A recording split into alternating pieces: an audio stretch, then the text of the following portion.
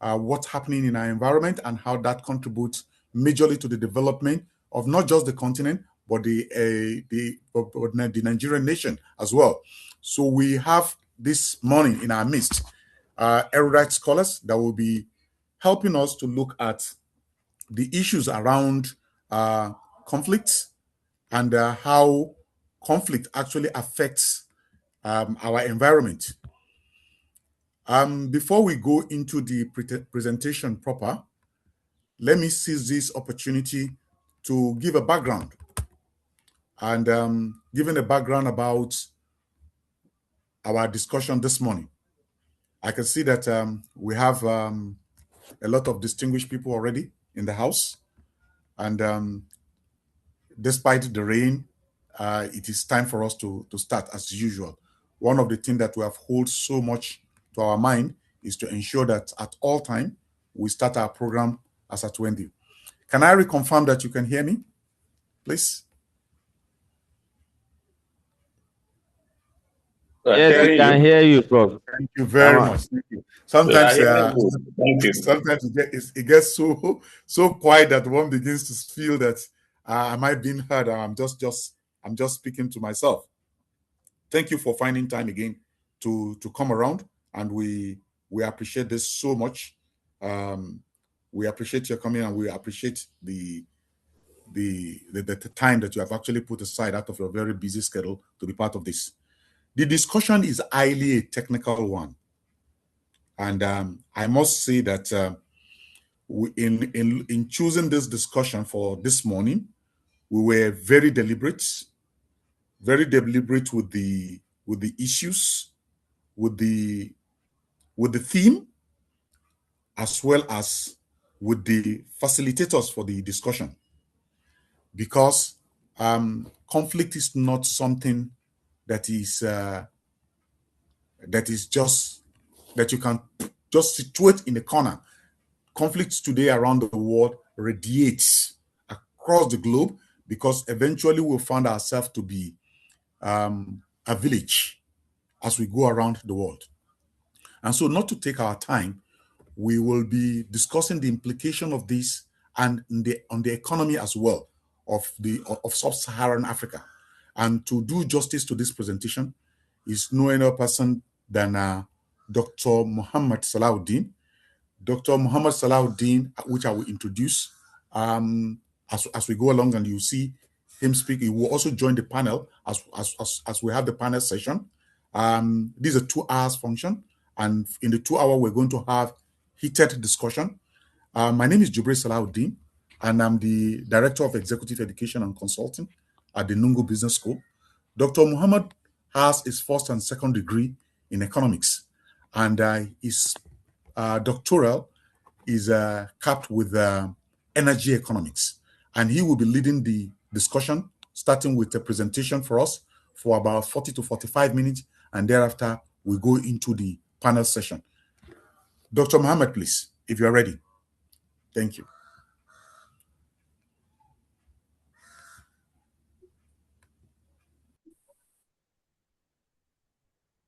Thank you very much. Good morning again, distinguished ladies and gentlemen. I guess you can hear me. Please confirm. I'll appreciate that. Yeah, we can hear you clearly. Thank you. Good. And whenever the network seems to be fluctuating and you don't hear me again, please prompt me so that I know, and I can move immediately.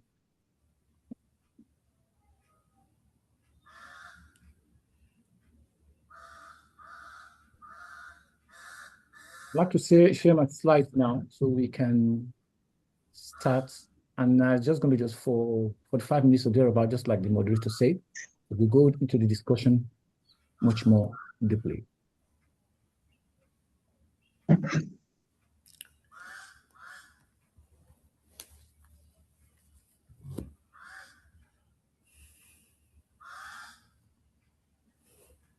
I guess you can see my slide. Yes. Very clearly. Thank you very much. So we want to look at the conflicts across the globe, particularly in the Middle East, and how this affects the growth of nations and economic of nations across the world, with particular reference to Nigeria, because that's what matters to us. So I'll just take it in a stride, just do a quick review of the Middle East crisis between 2023 and 2026. Just a quick recap of that. So we have an idea of what is it that we're talking about in terms of the conflict. Then we look at the implication of the economic growth in Nigeria, in Africa, and across the world. Because at some point, the crisis between 2023, it's been on before 2023, but then between 2023 and 2026, it escalated. The thing moved unusually higher than usual. And okay. I can hear your voice. You talking to me? Go ahead, please. Please, can I just employ all of us to please mute? Please let us mute. Thank you. Go ahead, sir. All right. So I was talking about the Middle East crisis 2023 to 2026, and the implication on economic growth of Nigeria and every other country in the world. So let's look at the evolution of the conflict. What's the conflict like? At the beginning, it has never been like a joke anyway, but the Middle East has been in crisis for quite a while. But precisely in 7th October 2023, the Israeli-Hamas war in Gaza started. They started another round of war. It's been on for quite a while, but no longer a single war now. In the regional spillover, we see Lebanon, the Hezbollah in Lebanon. We see Iran and Israeli direct confrontation. We see Yemen. In Yemen, we see the Houthi rebel attacks everywhere, including the Red Sea disruptions at some point. Then we see the Syria and Iraq, all the military activities around that axis also. So it makes the thing a little bit more complex. In terms of timing, we see phase one shock in escalation by early 2024 because the thing moved regional. After the October attack launch, the Israeli they responded very massively with a lot of airstrike, invasion of Gaza completely. And within a very short while, they killed 1,200 Israeli in the initial attack. And because the Hezbollah started it, then the tens of thousands of Palestinians were killed in the first 1 year of this crisis. Then there's a regional spillover, which means moving from Palestine, Gaza, Israeli crisis, there was a spillover of this crisis in 2024 to late 2025. Between the mid-2024 and late 2025, spread beyond Gaza. Then Lebanon front open, Israeli Hezbollah clashes again, the Houthis started again, the militia in Iraq and Syria joined. Data shows that over 2,500 projectile attacks towards Israel from multiple fronts during the period. Nearly 2 million Palestinians were displaced in this period, and around over 500,000 displaced in Lebanon also. So it's also an intense one, extremely high, with continuous bombardment, airstrike, and casualty. The prevalence shows that it expands to a multiple theater conflict. Just two nations, now Gaza, Lebanon, Yemen, Syria, and Iraq. The peak escalation was around late 2025. So there was, at some point, we begin to see death toll in Gaza rise to over 70,000 people died in 2025. Then the fragmentation happened, and unstable phase started in 2025, now entering 2026. Even after the ceasefire that was initially sold to us, fighting continues sporadically and or indirectly. The new escalation occurred actually in 2026, when the United States airstrike started on Iran in February this year. And everybody, quite a lot of nations, a lot of countries were shocked that Iran could respond with bombardment of different areas, using different missiles, using drones that are not known, that even the anti-airstrike missile of the US bases in Middle East, in UAE, in other parts of the Middle East were unable to stop, and they were hitting targets in Israel. To then begin the crisis. So that was the peak escalation of this intense crisis. Then it began to move from fighting physical to economic war. So we have the Israelis, the Gaza strikes, the Iranian join, the Gulf state now begin to be bombarded. Then the Red Sea was blocked by the Houthi rebel. And the Hormuz shipping lines was also blocked. The one that broke the camel was the blockage of the Strait of Hormuz. And immediately after that, we see the spread. So the prevalence and intensity, I've talked about it, moved from being local within Israel and Gaza, Palestine, moved to regional. Within the region, Hezbollah joined, Iranians joined. Then it becomes systemic in the sense that every arsenal in place is being used. Then the intensity became very short, very sustained, very peak, then became volatile of the kind of position that we have today. So the complete spillover, what's the impact? What's the effect of that on economic growth and fiscal position? We want to focus on Nigeria because this is where we belong, but globally we'll be looking at various nations and how it affects different regions of the world.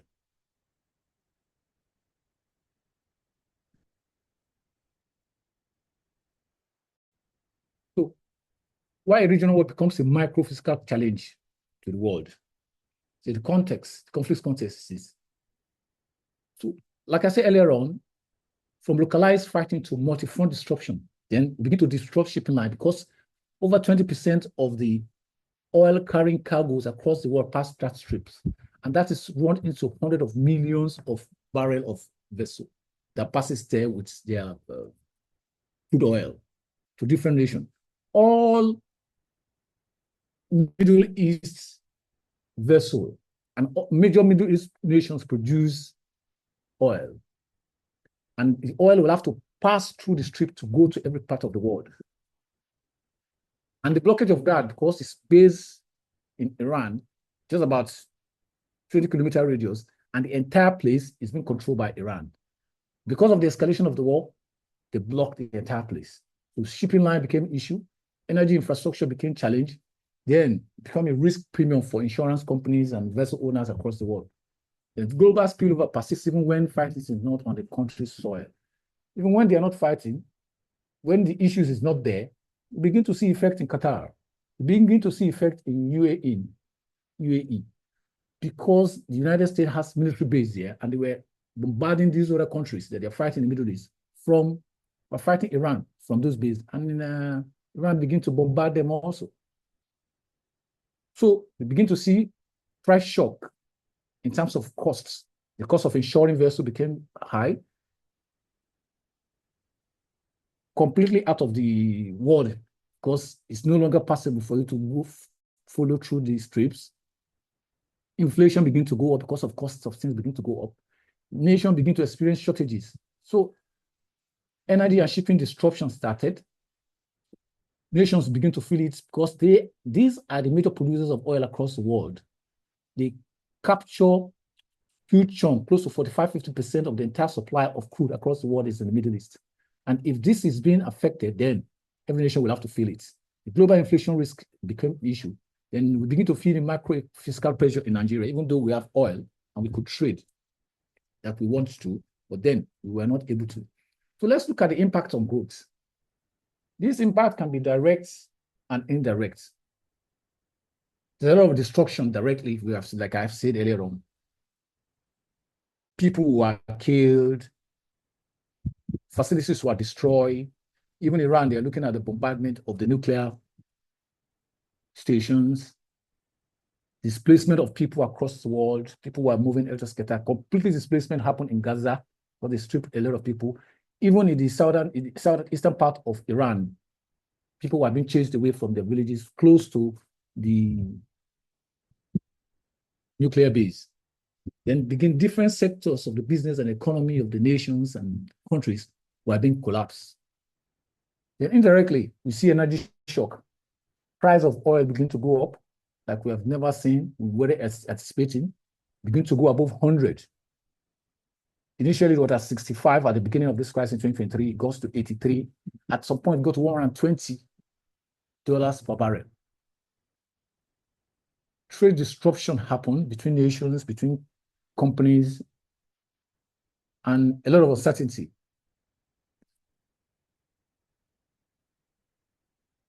So how does it affect growth? We have looked at it directly and indirectly. Then we need to look at it by sector. Sectorial, it says that, look, capital destruction happened because the cost of now doing business, because of now running activities begin to go up. So whatever, if you have A before, you need A plus 1 for you to be able to go ahead and do your business like you used to do, or even lower than that. Labor displacement, a lot of people have to lose their job because there's nothing to even work anyway. Some sector of the business is shut down completely. These are things that affect nations directly. In terms of micro, some financial, we see inflation shock, we see FX pressure. Price of things are going up because it is more expensive to get things to your place, or near impossible to even get it to your location because you need power to do a lot of things. Tighter rates and risk premium. So the rates are now going up for different countries in terms of their rates at which they give you funds to do business. And they're restructuring a lot of loans and facilities that people get in different nations. So external trade, shipping disruption is disturbing external trade. One nation cannot cannot do business with the other because of disruption. There's a lot of supply chain delays. Then if you want to import things, the cost has gone up because of this logistic of doing so. Then what are the expectations? It becomes uncertainty. So if you want to invest, you have to be more careful. You no longer do investment, so it's delay investment. You no longer have confidence in the economy of nations and even your own country where the thing is not being affected. Even far flung, the entire Africa does not have issues with this war directly, but indirectly we're feeling it because it's becoming a global place, village. Then it is forcing consumption to cool down because you have to begin to force down consumption of basic things and even major things that corporation use at the macro level. So what are those channels? We look at the real sector disruption, we look at investment decline, we look at trade and supply shock in the last previous slide, and the micro financial instability that we have seen also. So looking at Nigeria now, coming back home, where did this affect Nigeria, the spillover? Where are we exposed? Our oil revenue potential upside from the higher prices, but planning volatility. In terms of our oil revenue, unfortunately for Nigeria, we currently produce an average of about 1.8 million barrels per day. But majority of those barrels, we're supposed to give Dangote some volume, which we're not able to give what we promised we was going to give Dangote for it to produce in its refinery. And close to 40% of whatever we're producing is being given as payback of loan that we have chopped for lack of better word, in the past. So we're paying back some of the things we have collected. So our revenue, even though the price of crude oil has gone up, from which we are supposed to be benefiting as a nation, we couldn't benefit because we have eaten our money in advance. Fuel prices now to go up because Dangote that is supplying us, because risk of implicit subsidy, reimagine under price spike. The government is saying no, they're not going to bring back subsidy. It didn't pay the people that are supposed to pay off directly, that's consumer. It's the business owners that is being subsidized. Those are the experience we have in the last, during the era of previous subsidy of fuel. There could be subsidy on some other areas, but fuel pricing subsidy is not worthwhile. Debt servicing. We are seeing high global rate for debts, and a lot of debts is being reviewed. The FX volatility increase cost. The FX becomes very volatile. Kudos to the CBN in Nigeria, we've been able to stabilize the Naira, but then if this crisis is not, if it persists, anything could happen, but it's not likely because of some of the signs we've seen. But then it becomes, the world can tell is managing instability now, so we're not sure of anything. Inflation, well, apart from rebasing of our inflation figure to give us an impression that things are good, yeah, inflation looking fine, but then in real terms, we know the price of what you bought this same period last year is not the same today because that's gone up. Higher transport and energy costs, cost amplify social spending pressure. So these are how Nigeria has been exposed to all these crises that's happened. So there's a global shock, energy pricing, shipping premium. There's micro impact in terms of inflation. There's fiscal impact in terms of revenue volatility and spending pressure.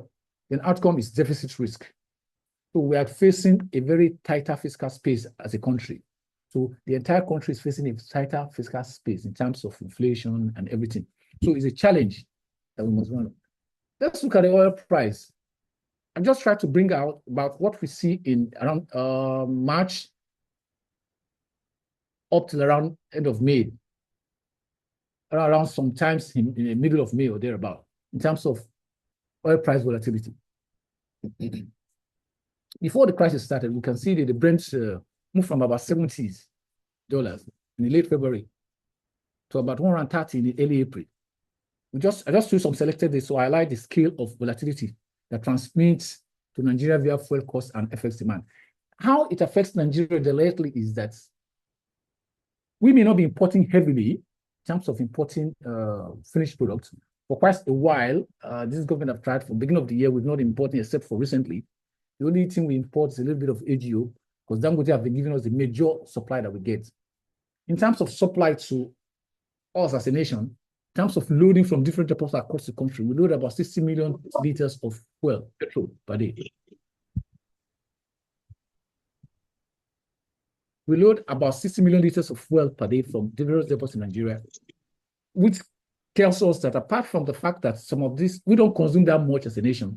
I guess that we don't do that much. I guess some of this thing goes outside the country, but that's the guess anyway. But in terms of this figure, it shows that at the beginning, you can see the price at 70. It escalated at some point to late February, to early April to 130, as high as over 130 in April, which means, and now it begins to come down again. In May, we can see getting to over 110. As at yesterday is in the 90s, are climbing to 100 again. So the moment President Trump says we are getting an agreement, we're going to an agreement with Iran, the price will begin to come down. The moment they start bombardment like they did early Tuesday, Wednesday, the price jumped again. So, and we can see that affects the price of crude internationally. And since Dangote is importing some part of his crude to produce for us, we are going to buy at that rate because the naira to crude deal that he has with the federal government, we're not able to supply him the kind of volume that we want for us to take, to deliver to us the kind of volume that we want. So that is the major reason why the price is what it is today. And in terms of Nigeria's inflation and policy constraints, the headline inflation peaks at 34.880 in December 2024, fell to 24.48 in January 2025. Following the CPI rebasing that we did, it became 15.38. And March, this shows that it's 15.86 recently. Currently, is in March 2026, around 15. Now it's about 15.86. So there was a slight difference between 15.38 and 15.86 now. But in terms of inflation, those points can be high as what we can feel it at the micro level. So we see the December 2024, we see January 2025, 24.48, and in March 2026 came down to 15.38 after the rebate.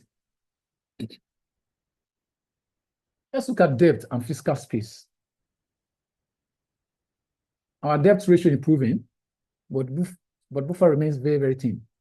In 2024, MA fiscal monetary project, as reported, shows a decline debt ratio. A renewed deficit of or FX stress can result again via high interest cost. It moved from 39.3% in 2024 to 36.4% in 2025. Now we're at 35%. So our debt to GDP by IMF projection is what we have seen so far. But in reality, we keep borrowing. But unfortunately, what we borrow for is not for productive things. Because if you look at the borrowing that we've done so far, last year, I understand about 20% of what we borrow was directed at production. All of that things, government have been able to tell us what they do with what they borrow, the difference of the 80%. We're waiting. So these are issues that can be aggravated by the current situation in terms of the crisis in the Middle East. Because as this continues, countries and nations will have to be looking for a way to borrow to do a lot of things because their revenue is on the decline. So let's look at the fiscal implication. We've seen the double shock, direct and indirect. We've seen the failing revenue. We're not able to get enough money. Our expenditure is going up. So we see deficits and debts. What are those channels where we're spending our money and taking a lot of money? Because of the crisis in our countries, peculiar case of Nigeria, we're spending so much money to defend this country. We have crisis in the northeast, it's escalated to the northwest. Crisis again is coming down south. We've seen kidnaps happen in the southwest. We've seen in Kwara. Now we begin to see in nearby, near Ibadan. We begin to see a lot of money that needs to be spent. We're now collaborating with different nations, with US, with Turkey, buy equipment, learning from my experience to be able to. So it's about spending money on productive things that will add value to us. We begin to borrow money now to begin to defend ourselves. It's unfortunate. So we begin to see some humanitarian costs going up because we're seeing a lot of people running from war-torn areas and they need to be helped.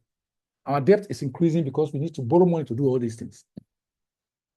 This is completely crowding out our development. So we are not able to develop because of all this crisis, and it's escalating. So we need to do something quickly in terms of generating more revenue to cover some of these challenges that we face. What are the implications of this thing? Double shock to our budget. We budgeted so much with a lot of beautiful presentation and style, 2025, before this crisis. We try, the revenue pressure is, we try to widen the tax base. And collection efficiency is under macro stress. Tax reform, beautiful, but then it can be done better. And it should be in process that which people will go gradually. Oil revenue volatility complicates budgeting and cash planning. So the major contributor to our revenue is actually oil. Over 80% of that comes from oil. It may not be the best that contributes to our GDP, but then in terms of cash cow, oil is it. And then the crisis is making it much more volatile. And there's FS research revenue shortfall in real terms because we're not seeing it as we're supposed to see it from oil, because revenue from oil are usually in forex, but we're not seeing that because of our outputs in terms of production and the volatility in the markets. And the need that we need to settle our debt, and the need to give some products or naira to crude basis for Dangote. So what are those pressures we face in terms of spending? We have issue, we're not getting enough revenue, and we are facing pressure because of we need to spend money. We're spending a lot of money on security and emergency spending pressure, so much. Fuel pricing intervention. It's a quasi-subsidy risk. It's a risk that the government is not thinking of doing now. So we're not able to spend money. Then higher debt services due to rates. The rate of debt that we have been reviewed, and it's been reviewed upward because of the challenges of work. And we can see FX depreciation. In terms of stability, a little bit of stability is there. 1,003 something, 1,004 something for US dollars. It's been like that for quite a while, and it's been stable. And I guess we're using our reserve to manage that. So because wider deficit risk is, we must result into borrowing debts, tightening fiscal space for us. Excuse me. So our outlook is that we are likely going to be having persistent deficit. Our fiscal space is becoming limited, and we're trading off our development for something else, in terms, especially for security. So we're spending so much money on other things as against developing the economy. What's the impact of this on Nigeria? Especially the oil revenue volatility and weak non-oil revenue, because apart from oil, other sectors are not contributing immensely to our development. And we're spending so much, there's a lot of pressure, like I mentioned earlier, in terms of our economy. There's risk in providing subsidy for people to fuel, but it's important to get for subsidy. About 195 nations in the world, over 170 nations in the world provide one way of subsidy or the other to the people. And subsidy is not particularly a bad thing, but then we're not able to manage it in Nigeria like other nations do it. Pressure is also from security spending, then writing debt servicing. I want to conclude, part of my conclusion will lead is that what are some of the decisions that leaders should take?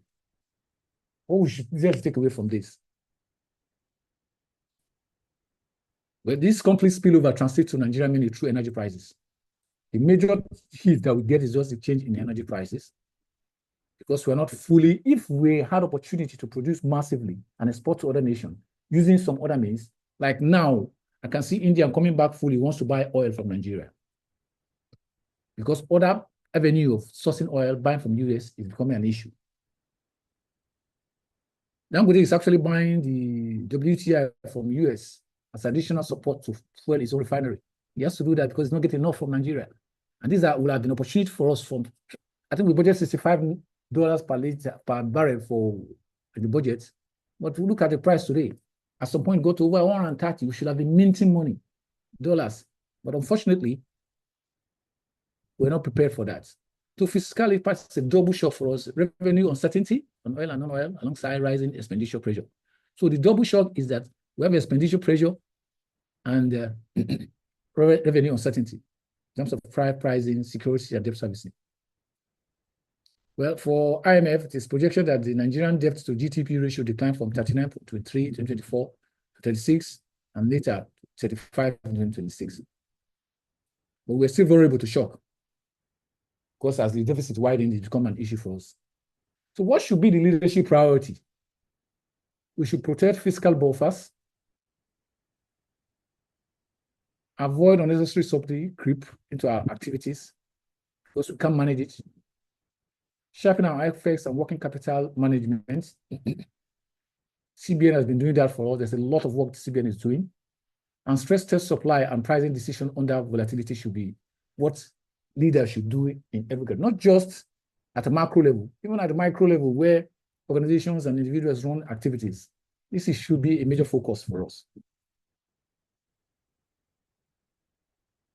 Action do we need to protect fiscal space, they kind of manage volatility for us? I'm recommending that we build buffers during windfall. Unfortunately for us, our windfall is not falling. There's no windfall. But into the future, those are some of the things we should be looking at, so that we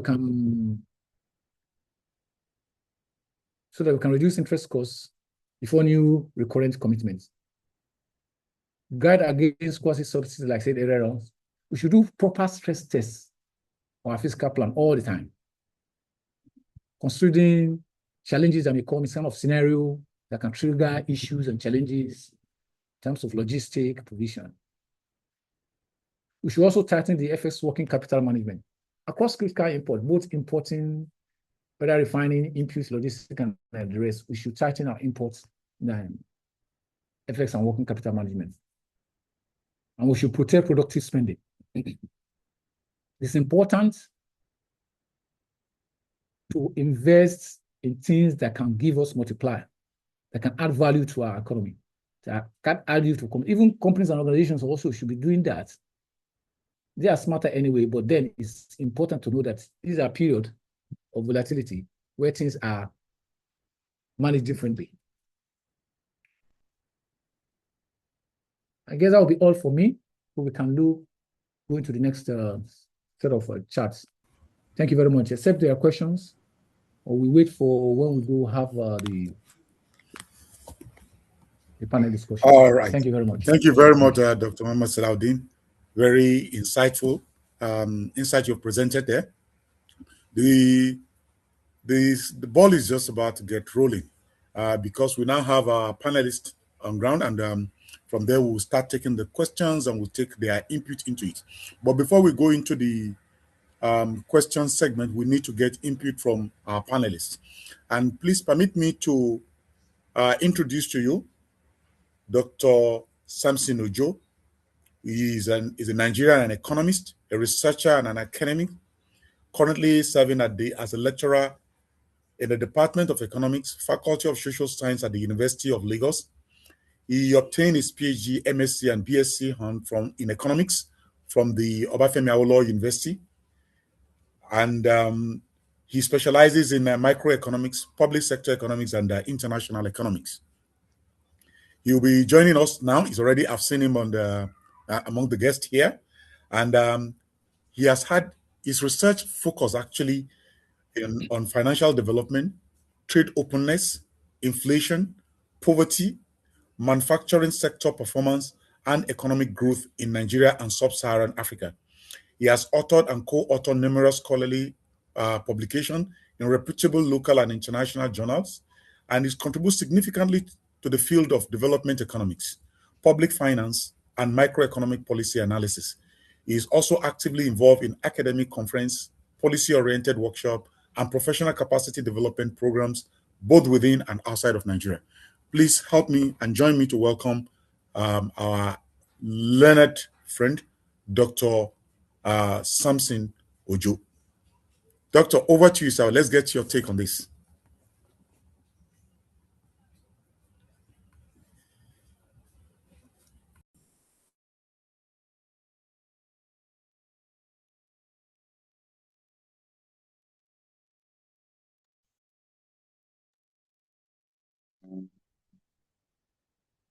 Hello, are you hearing me?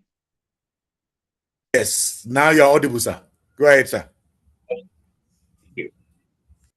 Yes, that was a very insightful presentation from Dr. Mohammed Salahuddin. He has virtually touched everywhere, and I quite appreciate all that he said. So, but on the final note, where he was making a recommendation, I look at some things and I said, when you look at especially from the Nigerian angle, the Nigerian supposed to benefit more from the crisis compared to what we're facing right now. So he said something. He said that the crude oil, which we are selling, said we are producing about 1.8 million per day, said but about 40% of that has been traded off based on our based on debts. That even though we know that particular crude oil, normally what they do is there is a share ratio. I don't know what the share ratio is, so which I believe Dr. Salahuddin can shed light on. What is the share ratio between the company exploring this crude oil and the Nigerian government? Then, if about 40% of our own part has been traded off, then what is likely to be our own present share that we can actually work with? Where I'm going with that is that the benefits supposed to outweigh the disadvantage that we are facing presently.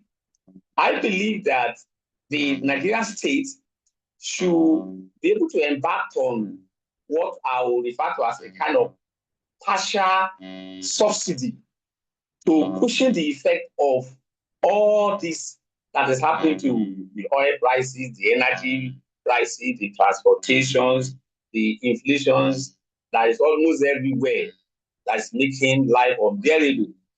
Now, what I feel that should be done should have been for the Nigerian state to embark on a subsidy, on a partial subsidy, so that if, let's put it in a better perception now, let's assume that we actually use $65 or $70 for our budget as a benchmark. That is the expected revenue as benchmark. Now, presently, the oil is being sold for above $100 per barrel. Let's assume it is $100. That means that we are gaining extra $30 per barrel. And when you multiply that by what is our own share of 101.8 million per day, when you multiply that, that means we have a lot of windfall that is coming that is outside the budget. Now, that windfall, why not channel back into the system since Nigeria had to pay more for the oil? So why not channel it and use it to cushion some kind of effect? Because if you want to channel that, that means that let's assume from 1 barrel it is 150 liter that we are getting from 1 barrel. That means if you divide 30%, I mean if you divide $30 divided by that 150 liter, then 150 liter, then multiply it by the exchange rate presently, which is 1,400 thereabout. So if you multiply it, we are going to gain up than 200 plus 200 naira per barrel. Per liter. Now, if that 200 naira per liter is channeled back as a subsidy into the system, I believe it will bring a big relief to the entire populace, where we'll be able to, the price of oil can come down, and this issue of inflations and rising insecurity and things that is working against the economy, leading to, because if we are not careful, the whole thing will lead to a lot of crises that can bring about more of unemployment. So, and because most of the companies here, or almost over 70% of them, are still getting their raw materials from outside the country. And if all those trading, if the price in the Middle East, because a lot of goods and services are passing through that Middle East, at least over 30%, or some of the world trade passes through either the Strait of Hormuz or the Suez Canal or the Red Sea. And if the crisis is there, they have to take a different route, okay, where they will spend extra 10 to 14 days or to 15 days to get here, then it will increase the shipping cost. It will increase the insurance premium, to increase so many things, and that will bring about a lot of inflation in the economy. So, but if we are able to channel that and we reduce the prices here, I think that will solve a number of problems. And aside from that, what happened to, especially when, let's come back to Nigeria, especially the countries, some of the countries that are net exporter of crude oil. So let's come back to Nigeria. Nigeria has, apart from Dangote, we have some other refineries that are not working. If those refineries are working, do we actually need all those imports of crude oil to be able to supply the locals? So, which means that this is supposed to help us better. In fact, we should be enjoying what is happening there. Not in terms of, I'm not saying we are enjoying it because, for the life that is being lost. No, I'm talking about the economic value of what is happening here should trickle down even to the Nigerian economy instead of the crisis that is affecting us negatively, and we are getting more problems from the crisis. I think that is one area that we need to work on. Thank you very much. Thank you very much. Thank you very much, Prof. Very brilliantly put there. Quite a few thoughts and a few some questions have actually come up that Prof have raised there in the discussion, and I've tried to capture a few of them. I think it's good. If we have questions, please let's drop them in the chat box. And so let's begin to look at the questions now. From what Prof said earlier, he was looking at okay, sorry, I think it was Raima that posted this. She said, how can individual company, stroke organization, and person plan to provide for double shocks in Nigeria economic system? How can organization, and individual provide for the double shock that we're experiencing in their country today? How do we go about that? I mean, a kind of mitigating system, if you like it, for individual organization to put in place considering this challenge. The question is for our panelists. Yes, sir. Okay. Go ahead, sir. Yeah. Okay. To me, the individual organizations can only work with the economy as a whole. The individual organizations does not really have a say in what is happening. The only thing individual organizations can do, especially if they are into production, manufacturing, whatever, is to look inward for the raw materials that they will be using, where they don't need to depend on importation. Okay, if they can look inward where they don't depend on importation for their input, then that means that they'll be able to withstand the shock. Okay, so but nobody is an island. There is no way you can stay separated from the entire economy. So you are part of the economy, and you have to follow whatever that is happening in the economy. There is no way it will not affect you. So the only way you can say, oh, I'll stay aloof from this is if you are not depending on import for your input.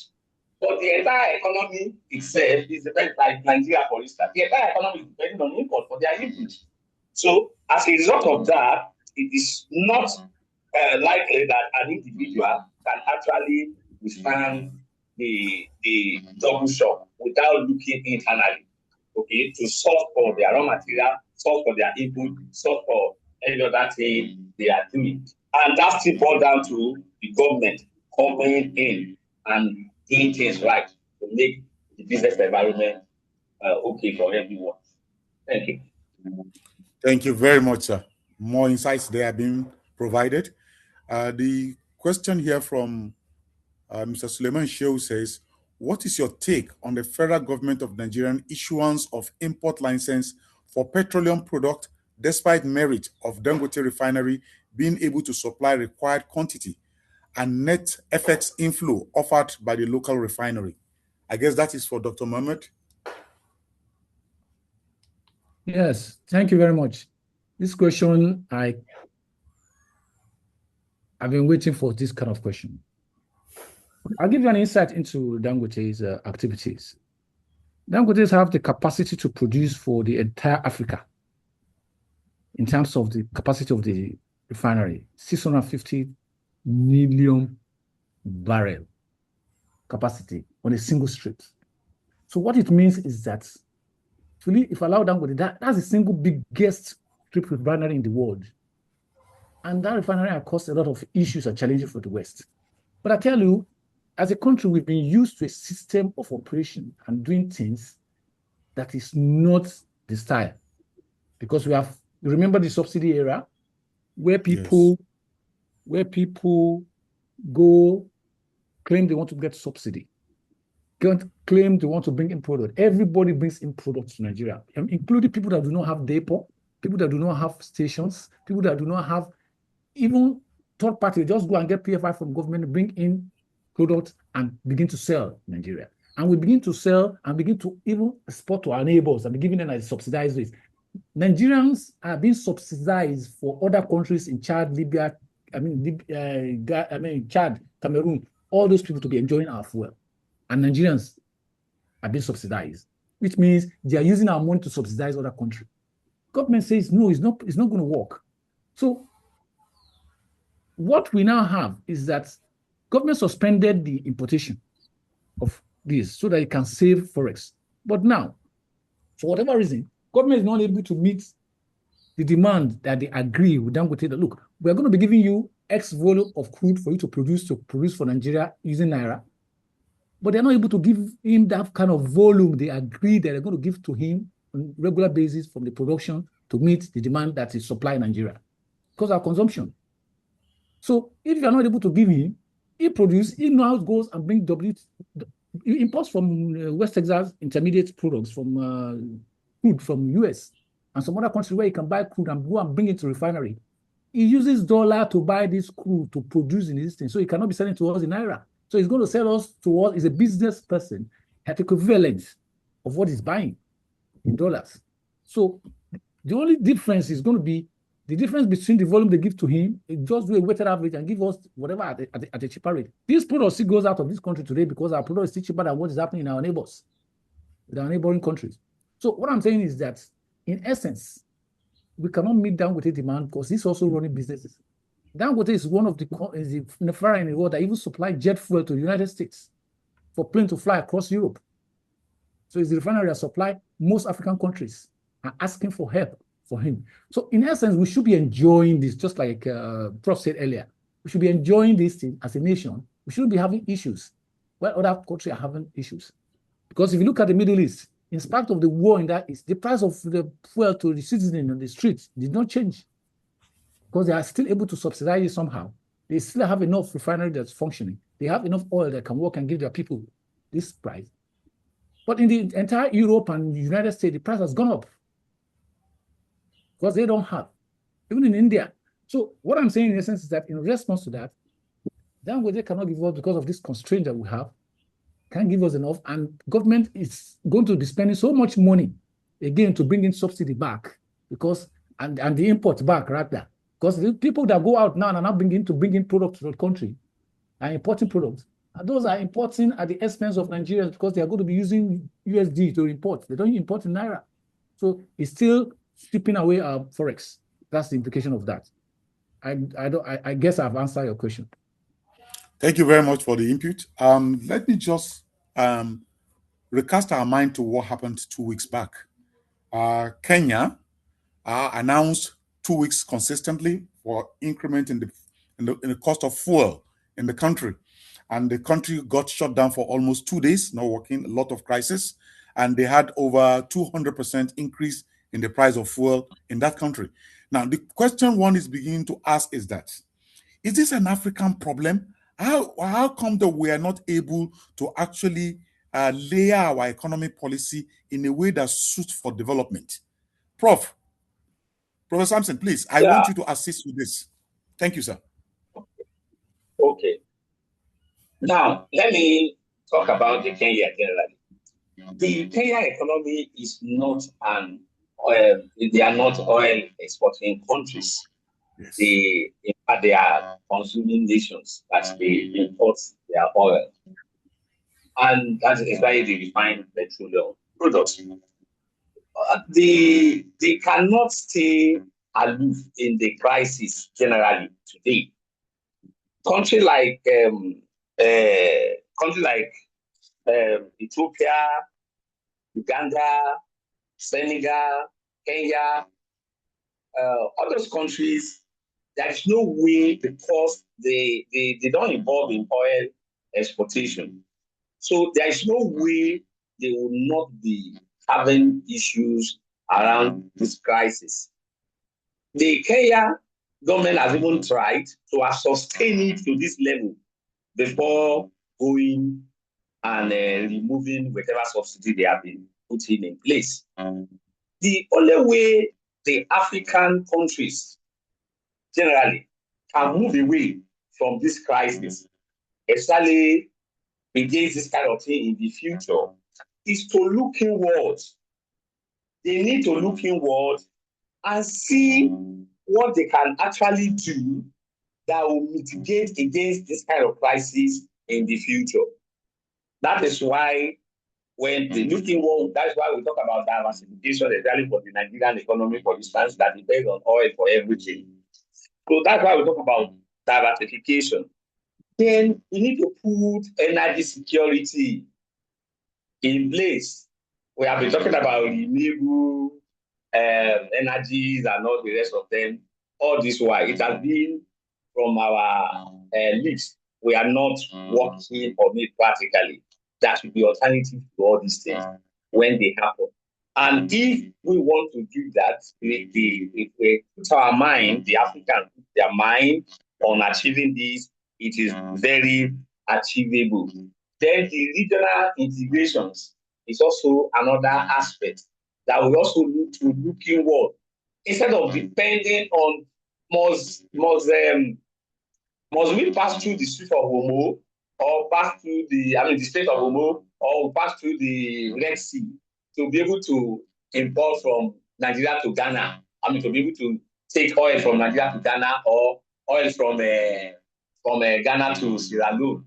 If there is a good regional integration, we can go above this crisis. So for the future purpose, so we need to do that. Then the local refining capacity needs to be worked on. So every countries in Africa, they need to look inward now and see how our local refining capacity can be enhanced to work at the optimum capacity so that we'll be self-sufficient in all these issues. Thank you very much. Thank you very much, Prof. Please, if you have more questions, drop it. We still have 4 minutes to go. I like the perspective for which Prof is also looking at this on the issue of regional integration. And because when you see intra-African trade, one begins to wonder whether we are actually thinking about our future at all, considering the meager nature of the trade within Africa. But precisely, maybe we didn't also, you as economists, maybe you didn't also help us to capture the informal trade across of Africa for us to be able to look at this from a different perspective. We've spoken about subsidies as well and how we have mismanaged subsidy. Now, is there anything, and I'm asking this directly to Dr. Mohammed now in energy economics, is there anything that the government can do to assist the common man on the street so that it will cushion the effects of this pressure that we have based on this conflict that is going on? Dr. Mohammed, please. Actually, there's a lot of things the government can do. And but then some of these things takes time. You see, what we need to do, like I said in my presentation, is that it is important for us to raise our revenue. I guess that's the reason for the tax that is being introduced, being reviewed, and now we are expanding the tax nets to collect more money. But sometimes we begin to ask yourself a question. When you collect more money, what do you do with the money? That's the issue. So, but then we need to give subsidy, but it doesn't have to be fuel subsidy. It could be subsidy in other nations. Like I said earlier on, about 195 countries in the world, 170 countries give one form of subsidy or the other. So larger percentage of countries in the world give subsidy to their people. I also say that in the Middle East, as bad as this crisis is, the price of fuel at the pump is not going up. It's still the same thing. Because that is form of subsidy to the people. Are they able to manage it? We're not able to manage it. But I tell you, as a nation, if we want to grow our revenue, there's a way to grow our revenue if we can manage just revenue. But we're not able to manage it. Even if we borrow money, we chop the money. Because evidence shows that out of what we borrow, what we use for direct production, whatever, for 2025, was what we use, just 20%. What happened to the others 80%? The explanation they give is that we use it to fund war, crisis, humanitarian services, to help people. They have lists of people that they give something to. Do you know the list? Have you ever seen the list? Have we questioned that? But I tell you again, if you want to raise revenue, there's a lot of ways to raise revenue in Nigeria. Quick one. We have a lot of dead assets in this country. Assets that belongs to federal government, state government that are not adding value, running into trillions of naira that we can sell. But if they sell it, what are we going to do with the money? So that is my response to that. Thank you very much. We have just 1 minute to go, and in this 1 minute, I will use it to appreciate everyone who has contributed tremendously for the success of this program from the organizers, particularly to our friend, Professor Dr. Samson Ojo, Dr. Mohammed for the wonderful presentation, and all the hands behind the deck that have actually contributed tremendously to the success of today's webinar. In not too far distance, we will also be coming in with the next edition of this webinar. Until then, I thank you very much for joining this, and wish you all the best. Thank you very much.